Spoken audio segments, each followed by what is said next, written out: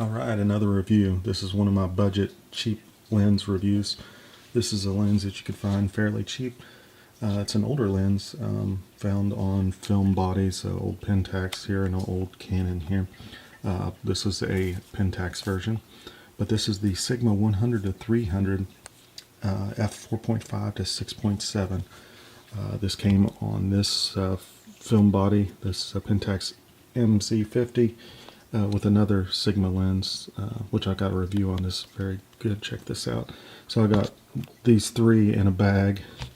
It was under $50. It was like $40. So this lens will work on your modern day DSLR and even have autofocus. So very cool. It will, if you buy it, that has a Canon mount with an old Canon camera. So that's the way you kind of want to look these up. So if you look them up, just under Sigma, 100 to 300 on eBay, it'd probably just have the lens and it'd be costing a little bit more. But sometimes you can find a package deal that comes with an old camera.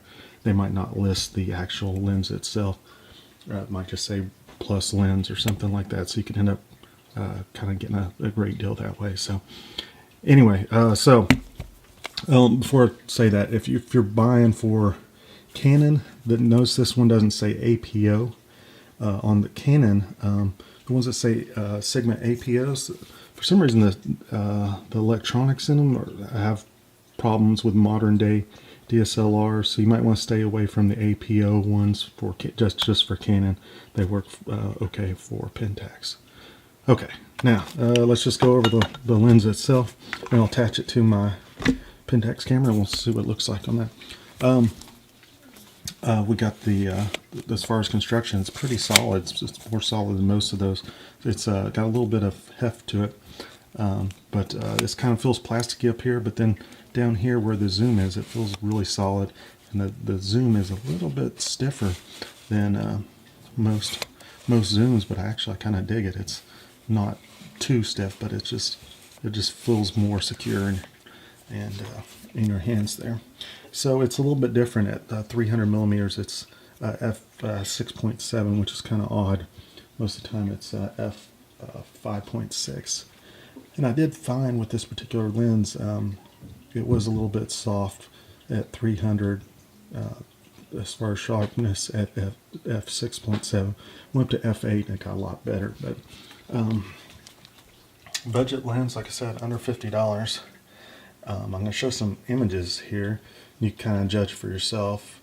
What I found from this particular lens, I also have this lens, which I've been using. You could kind of tell the difference in size here. This is the one that I was using, the Tamron 75 to 300. Have a review on this, so go ahead and subscribe. This is kind of my go-to telephoto.